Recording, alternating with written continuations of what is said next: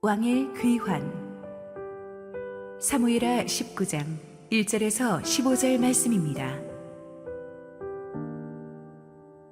어떤 사람이 요압에게 아뢰되 왕이 압살롬을 위하여 울며 슬퍼하시나이다 하니, 왕이 그 아들을 위하여 슬퍼한다함이 그날의 백성들에게 들리매 그날의 승리가 모든 백성에게 슬픔이 된지라.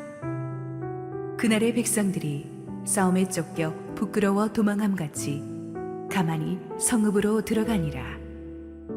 왕이 그의 얼굴을 가리고 큰 소리로 부르되 내 아들 압살롬아, 압살롬아, 내 아들아, 내 아들아 하니, 요압이 집에 들어가서 왕께 말씀드리되 왕께서 오늘 왕의 생명과 왕의 자녀의 생명과 처첩과 비빈들의 생명을 구원한 모든 부하들의 얼굴을 부끄럽게 하시니, 이는 왕께서 미워하는 자는 사랑하시며 사랑하는 자는 미워하시고 오늘 지휘관들과 부하들을 멸시하심을 나타내심이라. 오늘 내가 깨달으니 만일 압살롬이 살고 오늘 우리가 다 죽었다면 왕이 마땅히 여기실 뻔하였나이다. 이제 곧 일어나 나가 왕의 부하들의 마음을 위로하여 말씀하옵소서. 내가 여호와를 두고 맹세하옵나니 왕이 만일 나가지 아니하시면 오늘 밤에 한 사람도 왕과 함께 머물지 아니할지라. 그리하면 그 화가 왕이 젊었을 때부터 지금까지 당하신 모든 화보다 더욱 심하리이다 하니, 왕이 일어나 성문에 앉음에 어떤 사람이 모든 백성에게 말하되 왕이 문에 앉아 계신다 하니, 모든 백성이 왕 앞으로 나아오니라. 이스라엘은 이미 각기 장막으로 도망하였더라. 이스라엘 모든 지파 백성들이 변론하여 이르되 왕이 우리를 원수의 손에서 구원하여 내셨고 또 우리를 블레셋 사람들의 손에서 구원하셨으나 이제 압살롬을 피하여 그 땅에서 나가셨고, 우리가 기름을 부어 우리를 다스리게 한 압살롬은 싸움에서 죽었거늘 이제 너희가 어찌하여 왕을 도로 모셔올 일에 잠잠하고 있느냐 하니라. 다윗 왕이 사독과 아비아달 두 제사장에게 소식을 전하여 이르되 너희는 유다 장로들에게 말하여 이르기를 왕의 말씀이 온 이스라엘이 왕을 왕궁으로 도로 모셔오자 하는 말이 왕께 들렸거늘 너희는 어찌하여 왕을 궁으로 모시는 일에 나중이 되느냐. 너희는 내 형제여 내 고륙이거늘 너희는 어찌하여 왕을 도로 모셔오는 일에 나중이 되리요 하셨다 하고, 너희는 또 아마사에게 이르기를 너는 내 고륙이 아니냐. 내가 요압을 이어서 항상 내 앞에서 지휘관이 되지 아니하면 하나님이 내게 벌 위에 벌을 내리시기를 바라노라 하셨다 하라 하여 모든 유다 사람들의 마음을 하나같이 기울게 하매 그들이 왕께 전가를 보내어 이르되 당신께서는 모든 부하들과 더불어 돌아오소서 한지라. 왕이 돌아와 요단에 이르매 유다 족속이 왕을 맞아 요단을 건너가게 하려고 길갈로 오니라. 할렐루야. 우리 하나님께 감사와 영광의 박수 올려드리겠습니다. 축복된 주일 현장 예배에 오신 모든 성도님들과 지금 실시간 온라인 생방송으로 함께하고 계신 국내의 모든 성도님들에게 하나님의 은혜와 축복이 넘치도록 임하기를 원합니다.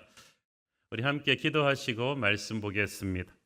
사랑하는 아버지, 지난 한 주도 여러 가지 일들이 우리의 삶에서 있었지만 오늘도 하나님의 말씀의 은혜로 새롭게 회복되기를 원합니다. 부족한 종을 감추시고 우리 주님 홀로 영광 받으시옵소서. 예수님 이름으로 기도했습니다. 아멘. 지난주에 우리는 반역의 수괴 압살롬이 다윗의 부하 요압의 손에 아주 비참하게 죽는 모습을 살펴보았습니다. 그 소식을 접하고 다윗 왕은 깊은 충격과 슬픔에 빠졌습니다.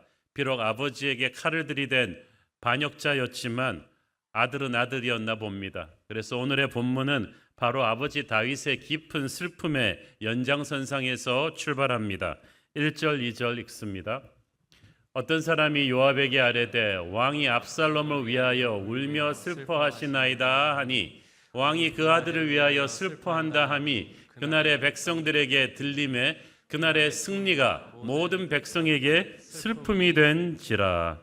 아들 압살롬을 잃고 다윗이 그냥 한두 시간 통곡한 게 아니었던 것 같아요. 그냥 몇 시간이 지나도록 땅이 꺼지라 슬퍼하고 애통했습니다. 근데 문제는 마하나임 성이 작은 성이고 다윗은 왕이었다는 사실이죠. 모두가 그의 일거수일투족을 지켜보고 있는데 그날 다윗을 위해 싸우다가 죽은 아군 병사들도 많지 않았겠어요? 그러면 아들 잃은 그 부모들도 많았을 텐데 그래도 그날 큰 승리를 거두었기 때문에 각자 개인적인 슬픔을 억제하고 있었는데 아니 왕을 위해 목숨 걸고 싸운 아군 장수도 아니고 아버지를 죽이려고 반역을 일으킨 반란군의 수괴 압살롬의 죽음을 오히려 왕이 이렇게 애통해하고 있으니까 성한 분위기가 어떻게 되었겠어요? 굉장히 썰렁해지다 못해 차갑게 가라앉아 버렸겠죠? 너무나 강한 적과 싸워 이긴 기적 같은 대승이었습니다. 만약에 이 전쟁에서 패했더라면 왕과 백성들은 전멸을 당할 수도 있는 일이었는데 이런 기적 같은 승리를 눈앞에 두고 아버지를 아버지라 부르지 못하는 것처럼 승리의 축제를 축제라고 부르지 못하는 이런 얄궂은 상황이 되어버렸어요. 전투 중에 죽임당한 반란군의 수괴가 왕의 아들이라는 사실 하나 때문에 다윗 왕은 실신할 정도로 슬퍼했고 이것 때문에 모든 백성들은 큰 혼란과 침체에 빠져버렸습니다. 3절 읽습니다. 그날의 백성들이 싸움에 쫓겨 부끄러워 도망함같이 가만히 성읍으로 들어가니라. 저기서 백성들은 이제 승리하고 귀환하는 다윗의 병사들을 말합니다. 지금 엄청난 승리를 거두고 왔으니까 아주 빅토리 퍼레이드, 승리의 행진을 해야 되는데 다윗 왕이 그렇게 슬퍼하고 있다는 소식이 귀환하는 병사들한테 전해지면서 전부 다 고함을 지르고 환호성을 지르다 갑자기 쑥 가라앉아 버렸어. 마치 패전한 군대처럼 눈치를 슬슬 보면서 기가 죽어서 성으로 들어올 수밖에 없었고 백성들도 이들을 마음껏 웰컴할 수가 없었어요. 고금의 어느 나라 어느 역사에 이렇게 큰 승리를 거두고 이렇게 썰렁하게 승리의 잔치를 벌이는 병사들이 있었겠습니까? 근데 다윗은 그런 것을 전혀 의식하지 못하고 그냥 계속해서 압살롬을 잃은 충격과 슬픔을 계속 쏟아냈습니다. 4절 읽습니다. 왕이 그의 얼굴을 가리고 큰 소리로 부르되 내 아들 압살롬아 압살롬아 내 아들아 내 아들아 하니 이 얼굴을 가리고 계속해서 큰 소리로 우는 것은 정말 억제할 것 없는 간이 찢어지는 것 같은 큰 슬픔의 표현입니다. 왕이 아니라 딴 사람이었다면 감히 반란군의 수괴의 죽음을 애도하는 것만으로 사형감입니다. 근데 사실 다윗의 슬픔은 단순히 아들을 잃은 슬픔 때문만은 아닙니다. 이 모든 것이 오래전 자신이 저지른 죄의 결과였음을 다윗은 인지하고 있었어요. 오래전에 자기가 저질렀던 밧세바와의 불륜, 그것을 은폐하려고 그녀의 남편을 죽이고 그로 인해 하나님이 심판의 예언을 다윗에게 내리셨죠. 너희 집안의 앞으로 칼이 끊이지 않을 것이다. 그 예언 그대로 다윗의 자식들 사이에서 근친상간이 일어나고 형제간의 살인이 일어나고 급기야는 아들이 아버지에게 반역의 칼을 겨누는 이 일들의 시작이 자기의 죄악 때문이었음을 알고 결국은 오늘날 이 압살롬의 이런 비참한 죽음까지도 자기의 죄 때문임을 하나님 앞에 통회하고 자복하는 그런 슬픔도 다 버무러져 있는 거예요. 그런데 문제는 다윗의 그런 깊은 영적인 고뇌까지 백성들이 다 알 수는 없었습니다. 그냥 지금 겉으로 보기에는 아들의 이런 슬픔에 공과 사를 구별하지 못하는 그런 지도자의 모습이에요. 다윗은 조용히 밀실에서 슬퍼하고 회개했어야 될 일인데 일단 밖으로 나오면 자기를 지켜보고 있는 백성들을 생각했어야만 했습니다. 반란군과 싸우기 위해 목숨을 바쳤던 부하 장병들과 그 장병들 중에서 전사한 사람들 그리고 그 전사한 자들의 부모들을 위로했었어야만 했어요. 그런데 다윗이 너무 자신의 감정에만 몰입되어 있다 보니까 자기가 공인이라는 걸 깜빡한 거예요. 그래서 승리의 잔치를 벌여야 될 나라 분위기를 그냥 이렇게 다운시켜 버렸어요. 우리도 상처를 너무 크게 받아서 너무 고통스러우면 주변 사람 신경 쓰지 못하는 때가 있습니다. 깜빡 잊고 그냥 감정 표현을 그냥 해버리는 때가 있어요. 내가 너무 고통스러우니까 다른 사람들은 다 이해할 것이다라고 생각할 수도 있습니다. 고통이 우리를 이기주의자로 만들죠. 그러나 어른이 리더가 그렇게 하면 미치는 파급 효과가 큽니다. 그러므로 하나님 앞에서 홀로 울고 아파할지라도 공동체 앞에서는 내가 가지고 있는 영향력을 생각해야 됩니다. 그래서 감정을 절제할 줄 알아야죠. 슬퍼도 그 눈물을 삼킬 수 있는 것, 그래서 지도자의 자리는 어려운 것입니다. 이 상황을 지켜보던 군사령관 요압이 안 되겠다, 이대로 놔두면 그냥 나라가 끝도 없이 이 분위기로 가라앉겠다고 판단하고 자기가 총대를 메고 왕에게 직언하기로 결심합니다. 5절 6절 읽습니다. 요압이 집에 들어가서 왕께 말씀드리되 왕께서 오늘 왕의 생명과 왕의 자녀의 생명과 처첩과 비빈들의 생명을 구원한 모든 부하들의 얼굴을 부끄럽게 하시니 이는 왕께서 미워하는 자는 사랑하시며 사랑하는 자는 미워하시고 오늘 지휘관들과 부하들을 멸시하심을 나타내심이라. 오늘 내가 깨달으니 만일 압살롬이 살고 오늘 우리가 다 죽었다면 왕이 마땅히 여기실 뻔하였나이다. 요압의 아주 그냥 전곡을 찌르는 말을 하지 않습니까? 만약 이 전쟁에서 졌더라면 적이 우리를 어떻게 했을 것 같습니까? 이때까지 압살롬과 반란군의 행보를 볼 때 그들은 결코 우리에게 자비를 베풀지 않았을 것입니다. 압살롬은 왕도 죽이고 왕의 부인들도 죽이고 우리도 다 죽였을 것입니다. 그런데 왕의 부하들이 목숨을 걸고 싸워서 반란군을 무너뜨렸기 때문에 이제 왕은 살아난 것입니다. 그러면 왕을 위해 생명 걸고 싸운 부하들을 위해서 성대한 축제를 벌여줘도 모자란 판에 어찌 이 모든 문제의 발단인 반역의 수괴 압살롬을 위해서 왕이 이토록 공공연히 슬퍼할 수가 있느냐? 그렇게 해서 왕을 위해 싸운 우리 군대를 오히려 죄인처럼 만들 수가 있는 것이냐? 차라리 우리가 죽고 압살롬이 살았더라면 왕이 기뻐했겠느냐? 진짜 그런 마음은 아니지 않느냐? 하지만 지금 왕이 하고 있는 말과 행동은 모든 백성들에게 그런 오해를 사기에 충분하다. 정신 차리시라, 이런 거죠. 7절 읽습니다. 이제 곧 일어나 나가 왕의 부하들의 마음을 위로하여 말씀하옵소서. 내가 여호와를 두고 맹세하옵나니 왕이 만일 나가지 아니하시면 오늘 밤에 한 사람도 왕과 함께 머물지 아니할지라. 그리하면 그 화가 왕이 젊었을 때부터 지금까지 당하신 모든 화보다 더욱 심하리이다 하니. 사실 다윗이 20대부터 요압은 거의 40-50년을 다윗 왕과 함께 동고동락했던 수많은 위기를 함께 넘겨왔던 사람이죠. 그런 요압이 말하는 거예요. 젊었을 때부터 왕이 겪었던 그 어떤 위기보다 이게 지금 큰 위기다. 끝까지 왕을 위해 싸운 충신들을 이렇게 낙심시키면 이 밤에 누가 왕의 곁에 남아있겠느냐. 백성들이 다 떠나버릴 수 있고 그러면 전투에서 이겨놓고 우리는 나라가 망할 수도 있는 것이다. 그러면 진짜 모든 것이 끝나는 건데 그걸 원하는 거냐. 군부의 실력자 요압이 아니면 이렇게 다윗에게 대놓고 직언할 수 없었을 것입니다. 사태가 심각했기 때문에 그렇게 했겠죠. 하지만 아무리 그래도 요압은 신하고 다윗은 왕입니다. 이렇게 무례하고 과격한 언어로까지 얘기할 필요는 없어요. 다윗이 우매한 사람도 아니고 한마디만 해도 알아듣잖아요. 성경은 그래서 우리가 진리를 말하되 사랑 가운데 말하라. Speak the truth in love를 강조하는 거예요. 다윗은 요압의 말하는 내용보다 그 말하는 어투에 더 상처를 받았을 것입니다.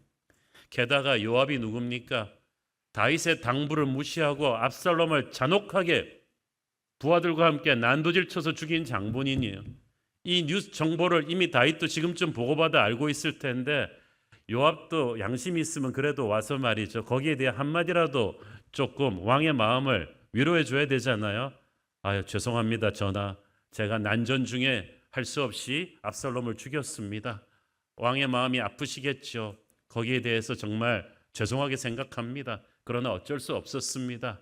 말이라도 말이죠. 이 말 한마디부터 해놓고 시작을 해야 되는데 다짜고짜 와가지고 다윗 왕의 잘못만 질책하니까 얼마나 다윗이 상처를 받았겠어. 여러분도 직장생활 하시는 분, 리더한테 직언할 때 참 지혜롭게 하십시오. 똑같은 말을 해도 이렇게 하면 안 되죠. 게다가 요압은 다윗이 압살롬을 잃은 슬픔뿐 아니라 자신의 모든 죄를 회개하는 그런 영적인 고뇌까지 하고 있다는 걸 알지 못했어요. 최측근 신하였지만 모르는 왕의 속마음 고통이 있는 법이죠. 어쨌든 다윗은 그렇지만 요압의 사나운 말에 상처는 받으면서도 정신은 차렸어요. 포인트를 잡았어요. 다윗은 참 그래서 훌륭한 왕인 것 같아요. 조금 잘못하다가도 바로 정신을 차립니다. 8절 읽습니다. 왕이 일어나 성문에 앉음에 어떤 사람이 모든 백성에게 말하되 왕이 문에 앉아 계신다 하니 모든 백성이 왕 앞으로 나오니라. 이스라엘은 이미 각기 장막으로 도망하였더라. 여기서 성문에 앉는다는 말은 보통 말이 아닙니다. 그 당시의 성문은 재판이나 행정소송 등이 이루어지는 왕의 공식 진부처와도 같은 것입니다. 성문에 앉을 때는 잠옷 입고 앉지 않습니다. 딱 왕의 예복을 딱 입고 목욕 재개하고 딱 왕관을 쓰고 칼을 차고 딱 앉아서 왕의 임무를 이제 수행하기 시작했다는 뜻이에요. 모든 백성이 그것을 딱 알아챈 거예요. 모든 백성이 나왔다는 말은 좀 늦긴 했지만 승리의 퍼레이드를 하게 했고 백성들이 앞으로 처결해야 될 여러 가지 일들을 가지고 나와서 왕 앞에 나왔다는 뜻. 그러니까 이제 왕국이 정상적으로 돌아가기 시작했다는 뜻입니다. 다윗이 왕의 위엄과 능력을 가지고 다시 백성들을 이끌기 시작했다는 뜻이죠. 참 이것을 보면 다윗은 정말 하나님의 은혜의 힘으로 자기 회복할 수 있는 능력이 강한 사람임을 알 수 있어요. 우리가 로봇가 아니잖아요. 리더도 감정이 여리고 마음이 약해서 허물어질 때가 있지만 다윗은 오래 그렇게 무너져 있지 않았다는 거예요. 오래전 광야 생활할 때도 그랬잖아요. 시글락에서 적의 침공을 받아서 모든 걸 잃어버렸을 때 부하들마저 다윗을 치려고 했을 때 다윗은 힘들었지만 하나님 안에서 다시 일어나잖아요. 그래서 다시 부하들을 데리고 반격해서 승리하지 않습니까? 시편에도 보면 다윗의 시편에 보면은 초반부에는 막 절망적인 슬픔을 마음껏 토로합니다. 그래갖고 이 사람 완전히 우울증 빠지지 않겠냐 할 정도까지 가는데 중반부부터 셀라 하나님의 힘으로 다시 딱딱 오뚜기처럼 일어나는 걸 볼 수가 있습니다. 이번에도 그런 것 같습니다. 분명히 다윗은 초반부에 잘못했어요. 아들의 죽음에 대한 슬픔 때문에 너무 몰입돼 가지고 자기가 리더라는 걸 잠깐 잊고 평정심을 잃었어요. 그로 인해 목숨 걸고 싸운 부하들의 마음까지도 좀 다운시켰어요. 왕으로서 잘못한 거죠. 그러나 지도자도 사람이죠. 제가 항상 말씀드리지만 담임 목사도 사람이다. 몸과 마음이 무너져 내릴 때가 있다. 항상 영적으로 톱 컨디션에서 설교하는 건 아니다. 어느 주일이 그런 주일인지 저는 모른다. 근데 다윗이 지금 그랬던 것 같아요. 몸과 마음이 무너져 내려가지고 주변 사람들한테 미칠 영향력까지 미처 생각하지 못하고 막 다운된 경우가 있었어요. 그렇지만 백성들은 그래도 우리 왕은 저력이 있는 사람이다. 믿고 기다려준 것 같아요. 과연 그 믿음대로 다윗은 다운되기는 하지만 넘어지기는 하지만 오래 땅에 넘어져 있지는 않습니다. 성령의 힘으로 다시 일어납니다. 여러분도 그렇게 하십시오. 지금 혹시 넘어져 있는 분이 있다면 예수의 능력으로 다시 일어나십시오. 누구나 다윗도 넘어지고 낙심하고 울고 싶을 때가 있지만 오래 거기에 머물러 있지는 마십시오. 여러분은 그 땅에 머물러 있을 사람이 아니잖아요. 눈을 들어 하늘을 보고 다시 일어나는 여러분 되기를 축원합니다.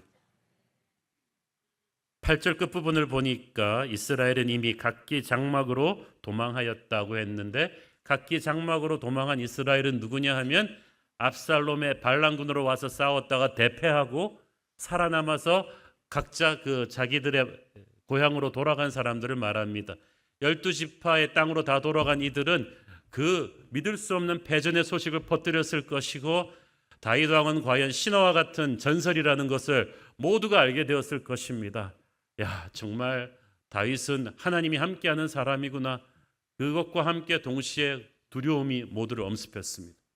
복음의 역사에서 반역을 일으킨 지역을 승리한 왕이 가만 놔두는 경우는 없었거든요. 우리는 이제 살아남을 수 있을까? 이거를 이제 막 걱정하기 시작했겠죠. 9절 읽습니다. 이스라엘 모든 지파 백성들이 변론하여 이르되 왕이 우리를 원수의 손에서 구원하여 내셨고 또 우리를 블레셋 사람들의 손에서 구원하셨으니 이제 압살롬을 피하여 그 땅에서 나가셨고, 여기서 이스라엘 모든 지파는 유다를 제외한 이스라엘 11지파를 말하는데 이들이 모여서 서로 변론했다. 원어로 말하면 서로 격렬하게 토론했다, 다투었다, 이런 말이죠. 가짜 왕 압살롬이 죽고 반란에 실패하고 나니까 전부 다 패닉에 빠졌어. 먼저 그들이 비로소 이성을 찾았어요. 다윗 왕이 얼마나 훌륭한 왕이었는가를 그때야 기억한 거예요. 그분이 우리를 원수들의 손에서 구원해 내셨지. 블레셋의 손에서도 구원해 내셨지. 우리가 그런 왕을 몰아내고 가짜 왕에게 속았었구나. 반역이 실패하고 나니까 정신을 차린 거예요. 누가복음 15장에 보면 돌아온 탕자가 언제 정신 차립니까? 돈이 다 떨어지니까. 반역이 실패하고 나니까 정신을 차려요. 아버지의 집에는 먹을 것이 많다는 사실을 그때 깨달았어요. 선하신 아버지가 좋은 분이라는 걸 그때 깨달은 거예요. 반란에 가담한 백성들은 자신들의 진짜 왕 다윗이 얼마나 좋은 분이었는가를 기억해낼만 했습니다. 그런 왕을 배신한 것이 얼마나 큰 죄인지를 깨달아야만 했어요. 그렇게 회개해야 다시 집으로 돌아와 새 역사를 시작할 수가 있습니다. 10절 읽습니다.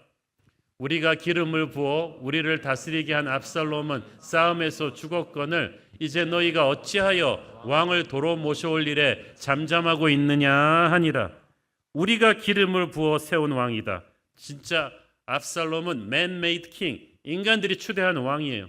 하나님이 기름 부어 세운 왕 다윗이 버젓이 있는데 인간들이 자기들의 왕을 세워서 하나님의 왕 다윗을 밀어냈어요. 그 반란이 성공할 수가 있겠습니까? 어떻게 인간이 세운 왕이 하나님이 세운 왕을 이기겠어요? 이길 수 없는 싸움을 그들은 한 거예요.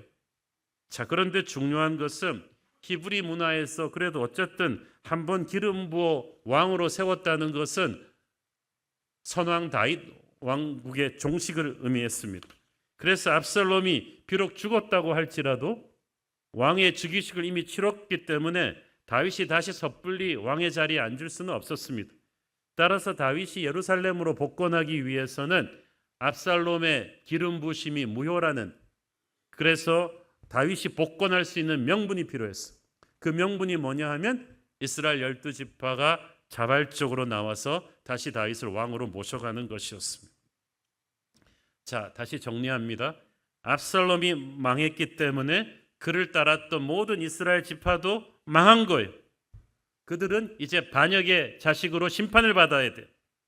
참된 왕을 버리고 잘못된 왕을 따랐기 때문이죠. 그들이 심판을 면할 수 있는 유일한 방법은 잘못된 왕 압살롬을 따랐던 과거를 청산하고 참된 왕을 다시 자기신들의 인생의 보좌로 모셔오는 것이었습니다. 이것은 그 누구도 대신해 줄 수 없어요. 자기들의 결단으로 해야 돼요. 그들은 원래 압살롬의 백성이 아니에요. 다윗의 백성이었어. 잘못된 왕에게 미혹되어서 잘못된 선택을 하다가 인생이 망했거든요. 근데 이제 진짜 왕 다윗이 승리했고 귀환하시려고 해요. 그렇다면 빨리 가짜 왕을 따랐던 자신들의 죄를 참회하고 진짜 왕을 맞아들어야죠. 우리는 하나님만 따라야 될 주의 백성입니다. 그런데 그런 주의 백성들이 간혹 가짜 왕 마귀에게 미혹되어서 하나님이 아닌 돈을 따라갔다가 권력을 따라갔다가 잘못된 길을 가다가 망할 때가 있습니다. 이때 빨리 회개하고 돌아와서 진짜 왕에게 용서를 구해야죠. 그 왕을 모셔드려 가야죠. 망했는데도 사태의 원인을 깨닫지 못하고 어기적거리고 있다면 상황은 더 악화될 것입니다. 진짜 왕을 여러분의 인생의 보좌로 빨리 다시 모셔와야 합니다. 이 선택은 누가 대신해 줄 수 없어요. 요한계시록 3장 20절 보십시오. 볼지어다 내가 문 밖에 서서 두드리노니 누구든지 내 음성을 듣고 문을 열면 내가 그에게로 들어가 그와 더불어 먹고 그는 나와 더불어 먹으리라. 요한계시록의 이 말씀이 예수 안 믿는 사람에게 한 말씀이 아니에요. 이미 예수 믿었지만 세상의 왕에게 마음을 주어서 신앙이 크게 흔들리고 있는 이중적 크리스천들에게 주는 하나님의 경고이자 부탁이에요. 진짜 왕이 기다리고 계신다. 너의 죄를 회개하고 잘못된 왕을 선택한 그 걸음에서 유턴해서 진짜 왕을 다시 맞아들여라. 그것만이 새로운 역사를 시작할 수 있는 길이다. 그런데 이스라엘 지파들이 이제 그렇게 해야 된다는 것은 알게 되었지만 누가 고양이 목에 방울을 달 것이냐, 과연 다윗이 우리를 용서할 것이냐, 이 문제를 놓고 빨리 실천을 못하고 빨리 왕에게 달려가지를 못하고 미기적거리는 시간이 지체되니까 이번에는 다윗이 좀 마음이 초조해졌습니다. 그래서 다윗이 좀 무리수를 두게 되죠. 11절 읽습니다. 다윗 왕이 사독과 아비아달 두 제사장에게 소식을 전하여 이르되 너희는 유다 장로들에게 말하여 이르기를 왕의 말씀이 온 이스라엘이 왕을 왕궁으로 도로 모셔오자 하는 말이 왕께 들렸거늘 너희는 어찌하여 왕을 궁으로 모시는 일에 나중이 되느냐. 다윗 왕은 12지파 전체가 이렇게 자기를 모셔올 의논을 하고 있다는 말을 듣고 유다에게 사자를 보내서 너희들 지금 상황이 어떻게 돌아가는지 모르느냐? 11지파가 이 의논을 하고 있는데 왜 유다 지파가 미기적거리느냐? 너희들이 먼저 앞장서야 되지 않느냐고 재촉한 거예요. 다윗이 유다 지파 출신이잖아요. 그래서 오래전 유다의 헤브론에서 먼저 유다의 왕으로 초대되고 나서 유다가 가장 인구가 많으니까 그 힘으로 이스라엘 전체의 왕이 된 것입니다. 그런데 사악한 압살롬도 반역을 시작할 때 아버지의 루틴을 그대로 따라갔어. 헤브론으로 내려가서 유다 장로들을 장악해서 유다 지파의 힘으로 다른 지파들을 장악해서 반역을 일으킨 거예요. 사실 다윗의 입장에서 보면 유다에 대한 배신감이 컸겠죠. 게다가 압살롬의 반란군 사령관 아마사도 유다 지파입니다. 그래서 유다 지파 지도자들은 아마 다윗이 자기들을 절대 용서하지 않을 거라는 두려움이 있었던 것 같아요. 그걸 알고 다윗이 먼저 손을 내민 거죠. 다윗도 인간적인 배신감으로 생각하면 유다 지파를 참 포용하기가 쉽지 않았을 거예요. 그렇지만 어떻게 하겠어요? 자기의 핏줄이고 가장 인구도 많고 수도 예루살렘이 그 영토 안에 있고 유다를 적으로 돌리고 다시 새 역사를 시작할 수가 없잖아요. 그래서 유다를 적극 포용하기로 했는데 이 다윗이 여기서 좀 너무 지나쳤어요. 너무 인간적인 어필을 합니다. 12절 읽습니다. 너희는 내 형제요 내 고륙이거늘 너희는 어찌하여 왕을 도로 모셔오는 일에 나중이 되리오 하셨다 하고. 자, 다윗의 어필은 하나님에 대한 언급이 아니에요. 하나님께서 원하신다가 아니라 너 내 혈유가 아니냐. 쉽게 말해서 우리 같은 경상도 사람끼리 우리 같은 고향 사람들끼리 밀어줘야 되지 않느냐. 혈연에 호소한 거예요. 그래서 당신들이 한때 압살롬에게 미혹돼서 반역자가 되었지만 내가 어찌 내 피를 나눈 형제인 너희들을 버리겠느냐. 정치 보복은 없을 것이다. 안심하라. 그러니까 너희들이 앞장서서 나의 환궁을 추진하면 그래서 11지파가 다 같이 일어나면 새 역사 시작에 주도권을 행사할 수 있지 않겠느냐. 이걸 한 거예요. 그뿐이 아닙니다. 다윗이 아무도 생각하지도 못한 충격적인 인사 카드를 던집니다. 13절 읽습니다. 너희는 또 아마사에게 이르기를 너는 내 고륙이 아니냐. 네가 요압을 이어서 항상 내 앞에서 지휘관이 되지 아니하면 하나님이 내게 벌 위에 벌을 내리시기를 바라노라 하셨다 하라 하여. 와, 아마사가 누굽니까? 어제까지 압살롬 반란군의 총사령관이었습니다. 물론 핏줄로 따지면 다윗의 조카요, 다윗의 사령관 요압의 사촌이죠. 그렇지만 반란군의 총사령관이란 말이에요. 이제 이쪽이 이겼으니까 전범 1호로 처형해야 될 인물을 용서해 주는 것만 해도 대단했을 텐데 요압 대신 이쪽 군대 사령관으로 임명하겠다고 약속한 거예요. 파격이 아니라 충격에 가까운 인사입니다.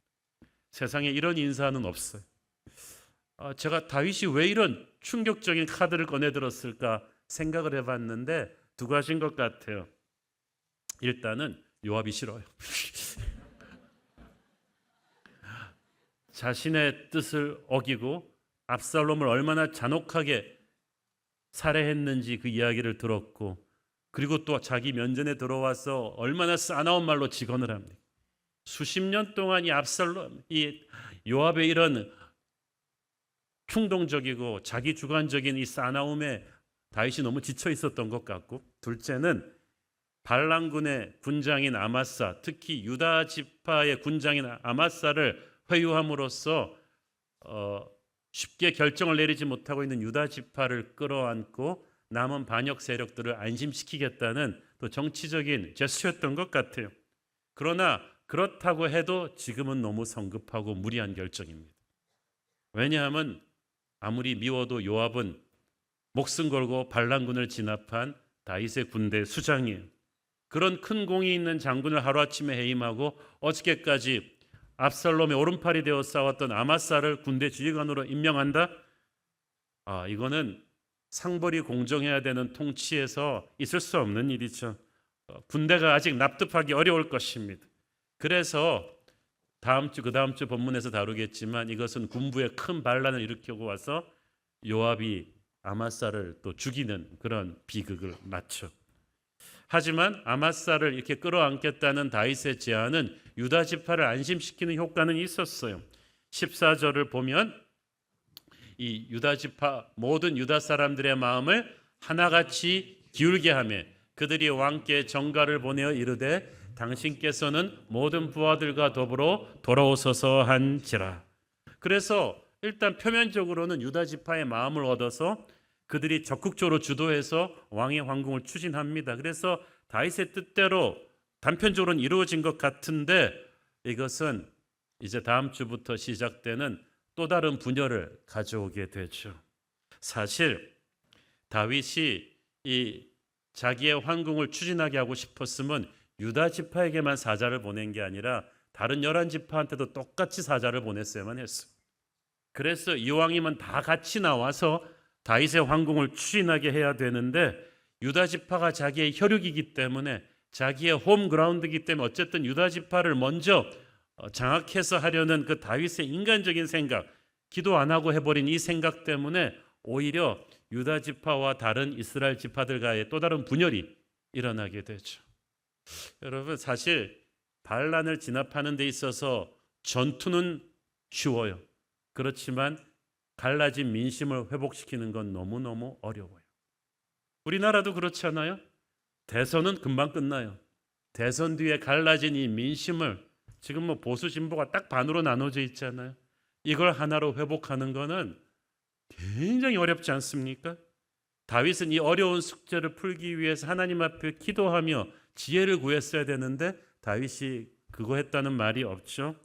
빨리 예루살렘으로 돌아와서 왕권을 회복하겠다는 생각이 너무 급해가지고 그는 이 일을 너무 인간적인 방법으로 추진하다가 문제들을 일으킵니다. 여러분, 그래서 우리가 하나님의 뜻임을 확신할 때도 그것을 이루는 과정에서 기도를 많이 하셔야 됩니다. 정말 지혜가 필요해요. 하나님의 뜻을 행할 때도 그 과정 하나하나에서 정말 예민하거든요. 우리가 기도하고 하나님의 지혜를 구하지 않으면 일이 그르쳐질 수가 있다는 거죠. 하지만 조급한 마음에 그런 무리수는 두었지만 어떻게든 예루살렘으로 돌아가려는 다윗 왕의 열정 하나만큼은 높이 살 필요가 있습니다. 반란군을 물리친 다윗이 어떻게든 속히 예루살렘으로 돌아가고자 했습니다. 왜냐하면 왕이 있어야 될 자리는 바로 예루살렘이었기 때문이죠. 여러분, 인생에서 자기가 어떤 일이 있어도 반드시 있어야 될 자리를 지키는 것은 너무나 중요해요. 스포츠에서도요, 위치 선정이 얼마나 중요합니까? 인생에서도요, 자기가 지켜야 될 자리, 서야 될 자리를 인생의 절대 우선순위로 잡아서 딱 지켜주는 것이 너무나 중요해요. 가장 아버지와 어머니들은 부모의 자리를 지켜줘야 돼요. 어떤 힘든 일이 있어도 말이죠. 나라의 지도자는 위기의 순간에도 그 자리를 지켜줘야 돼요. 교회도 마찬가지죠. 사실 예루살렘에 돌아가면 수많은 문제들이 산적해 있습니다. 예루살렘 결코 편한 곳 아니에요. 이 돌아갈 예루살렘은 수십 년간 다윗이 다스려왔던 평화롭고 은혜로운 예루살렘이 아닙니다.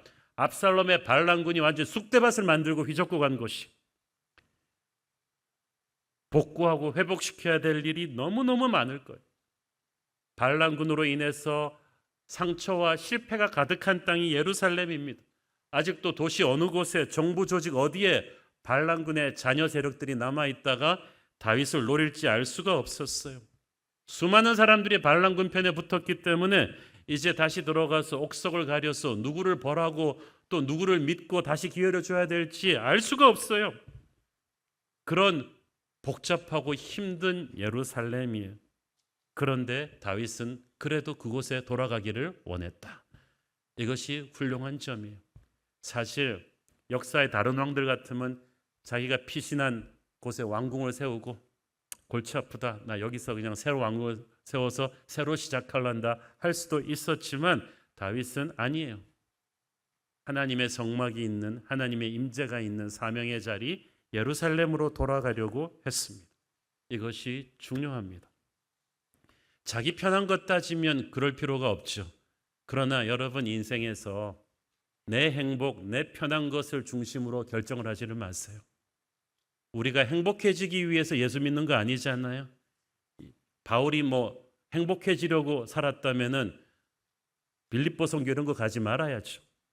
우리의 인생의 목표는 행복이 아니라 하나님의 영광을 드러내는 것이고, 하나님의 영광은 하나님의 나라가 확장하는 데 있어서 내가 서야 될 자리에 가 서 있는 것이. 지금 다윗이 마하나임 성에 계속 머물러 있으면 몸은 편했겠죠. 그렇지만 그의 영은 편하지 않을 것입니다. 우리의 영은 우리가 있어야 될 사명의 예루살렘에 있을 때 비로소 평안을 누리는 거야.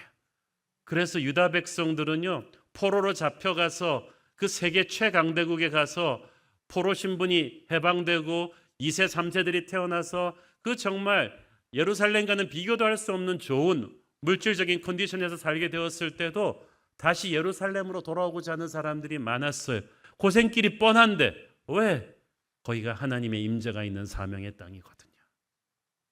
예루살렘은 편한 곳이 아닙니다. 그러나 하나님의 임재가 사명이 있는 곳이, 우리는 우리의 예루살렘에 가서 서야 돼요.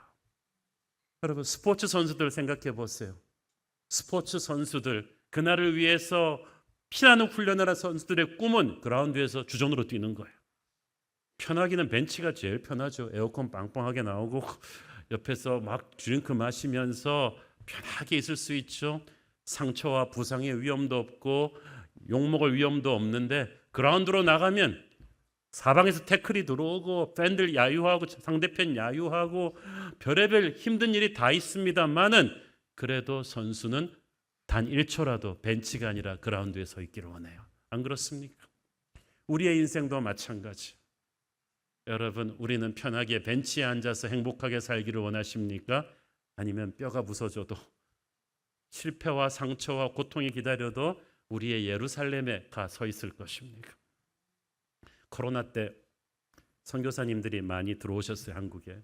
그래서 저도 좀 많이 만나보고 우리가 격려하는 사역도 많이 했는데, 제가 선교사님들 여러분과 얘기해 보면서 깜짝 놀란 게 있어요. 일하시던 선교지가 엄청 터프한 곳들이었어요. 전기도 수돗물도 잘 안 들어오는 아프리카, 어떤 때는 배를 타고 한참 들어가야 되는 인도네시아의 섬, 그래서 막 물도 조심해서 마셔야 되고요. 툭하면 말라리아 걸리고 그런 데서 살다가 한국에 오니까 전부 다 한국 사람이라서 한국말 잘 통하죠. 안전하죠. 툭하면 병원 갈 수 있죠. 막 이렇게 편한데 이분들이 한두 달만 있으면 그 목이 뜯기던 아프리카가 그립대요. 자기가 거기 있어야 된다는 거예요. 아니, 거기 가서 그 고생하는데 좀 들어온 김에 푹 안 쉬어지는 거예요. 몸은 쉬고 싶은데 마음은 그들의 예루살렘에 가 있는 거예요. 다윗이 그랬습니다. 그게 하나님의 사람이에요. 하나님의 사람은 예루살렘과 영적으로 연결되어 있기 때문에 그곳을 떠나서는 기쁨이 없어요. 목사님들이 목회 힘들다고 좀 목회 그만두고 좀 쉬고 싶다는 분 1년만 쉬니까 폐인이 되더라고요. 쓰러져 죽어도 목사는 목회지의 자리에 있어야 되는 거예요. 다윗은 예루살렘에 있어야 되는 왕이었어요. 우리는 어떤 일이 있어도 우리의 예루살렘으로 돌아가야만 합니다. 편하고 쉬운 자리는 아니에요. 거기에는 영광과 실패와 상처도 있는 곳인데 그곳에 서서 나라의 왕으로 경영해야 될 때, 나라를 경영할 때 그는 다윗이 되는 거예요. 그 G.O.D 노래 가사에 그런 것도 있잖아요. 네가 있어야 될 곳은 바로 거기다. 우리한테도 하나님이 네가 있어야 될 곳은 여기다, 그런 사명의 자리 예루살렘이 있습니다. 여러분의 가정이 예루살렘이죠. 여러분 가정을 지키셔야 돼요. 교회도 예루살렘이죠. 주일학교 선생님들, 순장님들 힘들죠. 때려치고 싶죠. 때려친 분도 있어요. 그렇지만 행복하지 않잖아요. 여러분의 예루살렘으로 돌아가야 돼요. 거기에 힘들어서 다시 돌아가서 그곳을 지킬 때 희한하게도 성령의 박동 소리를 여러분은 다시 느낄 것입니다. 이게 뭐지? 이게 뭐지? 상처와 실패가 있었던 자리인데 사명의 자리로 돌아가면 돌아간 사람에게만 느낄 수 있는 하나님의 은혜가 있어요. 세상의 언어로 설명할 수가 없는 선한 능력이 그때부터 내게 임하기 시작하고 눈빛에 빛이 반짝이기 시작하고 여러분은 진짜 살아있음을 느끼게 될 것입니다. 다윗처럼 무리수를 써더라도 어떻게든 예루살렘으로 돌아가겠다는 열망, 하나님이 주신 사명의 자리로 반드시 가서 쓰러져 죽더라도 거기서 쓰러져 죽겠다는 그런 패션을 여러분이 가지고 살면 하나님이 다윗에게 부어주셨던 은혜와 축복을 누리게 될 줄로 믿습니다. 기도하겠습니다. 주님 은혜를 감사합니다. 어떤 일이 있어도 예루살렘으로 돌아오기를 원했던 다윗처럼 환난과 고난과 실패가 있었지만 하나님의 영광과 임재가 있는 예루살렘으로 돌아오기를 원했던 다윗처럼 우리도 편하고 행복한 것을 찾지 말고 우리가 있어야 될 사명의 예루살렘으로 돌아가게 하옵소서. 예수님 이름으로 기도했습니다. 아멘.